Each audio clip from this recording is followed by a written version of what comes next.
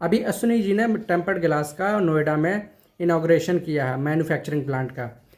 तो लोगों का कहना है कि लो भाई, हम तो मतलब कि जो मोबाइल का टेम्पर्ड ग्लास वो भी चाइना से मंगाए थे, मतलब वो भी इंपोर्ट करते थे। तो मोदी जी ने क्या किया है 11 साल में, तो मैं बता दूं, ये वही लोग हैं जो 5-10 रुपए की विमल पान मसाला में केसर ढूंढा करते हैं। 2009 से इंडिया में जो है स्मार्टफोन का चलन आया है, धीरे धीरे धीरे ग्रो हुआ।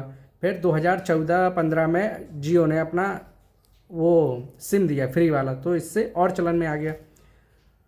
अब जो हम लोग टेम्पर्ड ग्लास इंपोर्ट करते थे, हमको पता है कि चाइना से हम लोग लगभग 90 से लेकर 95% तक इलेक्ट्रॉनिक सामान वैसा खरीदते हैं।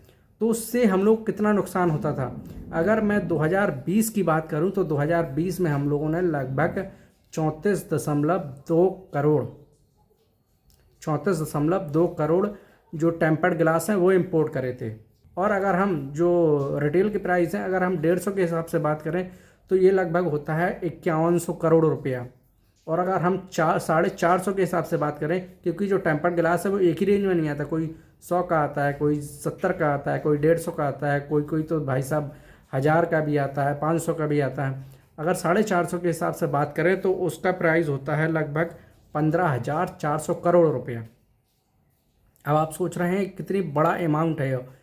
और अगर हम 2023 में बात करें तो जो इसका पीस नहीं, एग्जैक्ट फिगर पता चल पा रहा है कितना हुआ इंपोर्ट हुआ था, लेकिन जो इसकी एग्जैक्ट वो है इंपोर्ट वैल्यू वो मालूम है, वो है लगभग 1.7 बिलियन डॉलर।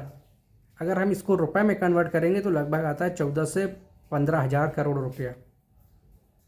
और जब हम 2025 की बात करते हैं तो लगभग 55.4 करोड़ जो है टेम्पर्ड ग्लास वो इंपोर्ट हो चुके हैं या होने की संभावना है।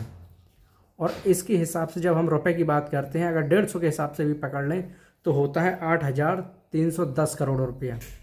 और अगर 450 के हिसाब से बात कर लें तो ये होता है आपका 24,930 करोड़ रुपया।